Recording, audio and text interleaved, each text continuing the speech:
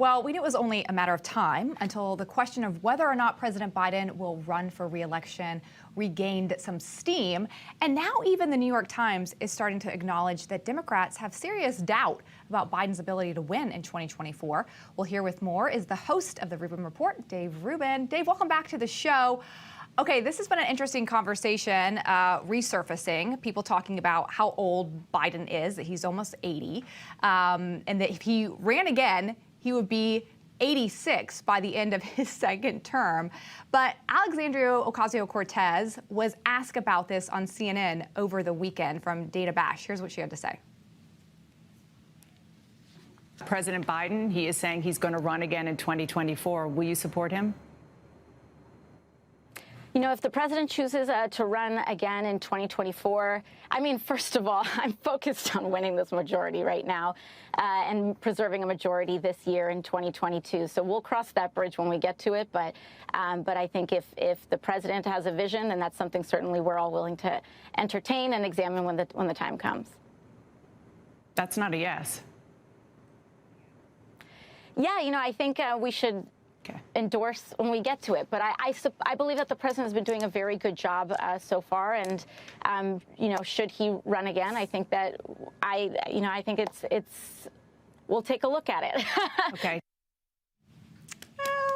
So no.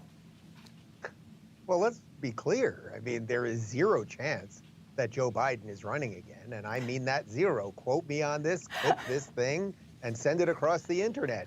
There's no chance. I mean, it will be a miracle if he makes it to the end of his term. There is something extremely cognitively wrong with him. Everyone can see it. He barely can complete one coherent sentence, and most of those sentences, he's simply reading off a teleprompter. When he's not reading off a teleprompter, it's actually much worse. So there's no chance he's running again. What's interesting about this is that whatever comes after Joe Biden is going to be significantly worse because the AOC squad version of the Democrat Party has taken over. There are no old school liberals left. Whatever was left of, say, Nancy Pelosi of 20 years ago and Chuck Schumer of 10 years ago, when they were just Democrats, not crazy radicals, they don't exist anymore.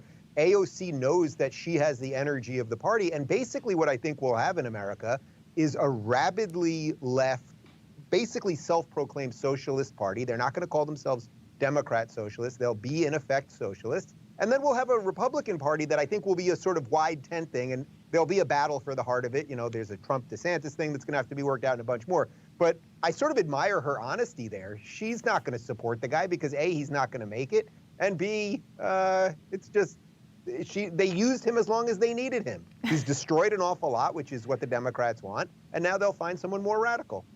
Yeah, it's so telling. I mean, it is true. She was honest. I love how she was like, if he has a vision of something, I'll consider it. I mean, he's showing you what his vision is. Clearly not great. I do want to switch with you to this because something we didn't see on the Sunday shows yesterday was anyone talking about the fact that one of our justices' lives was under threat last week. Justice Brett Kavanaugh had assassination attempt on him. But actually, Bill Maher covered it, I thought, quite appropriately, the frustration about how Democrats are handling this. Watch.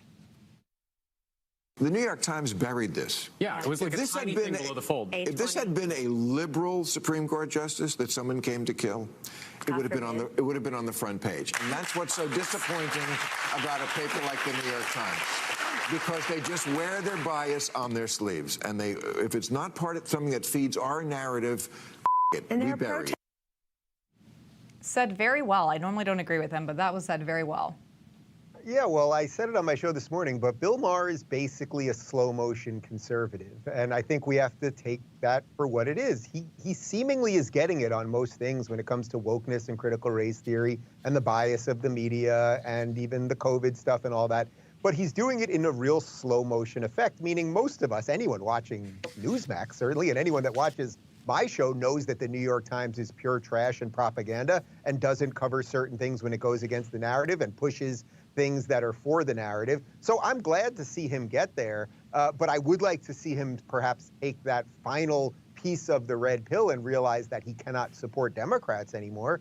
But that's sort of a separate issue. But yes, the New York Times, they buried it on page 20 or so, but as you said, ABC, NBC, CBS, none of their morning shows touched it on Sunday. CNN State of the Union did not touch it. I mean, I broke down all of the shows that did talk about it and didn't, and none of them did. And it's like, well, what are you really doing? Are you a news network that informs your audience, or are you a propaganda outlet that when something that you don't kind of like happens, you just don't cover it? Yeah, it's such a great point. And you pointed out, Glenn Greenwald pointed out, he showed, I mean, zero from ABC, NBC, everybody, 0 minutes, not even a mention that one of our justices had something happen to him. I mean, it's kind of big news, but they don't want to cover it because it doesn't fit their narrative, which is so unfortunate. I think Bill Maher needs to interview you. Maybe you can help him get there on some things, Dave. That'd be great. They have booked me and canceled me several times. What? But Bill, if you're watching Newsmax, I am available. Although I don't really want to go back to LA, but maybe we could do it digitally. All right, just a touch and go. You know, I would really enjoy that. Dave Rubin, always good to have you. Good to see you, Lindsay.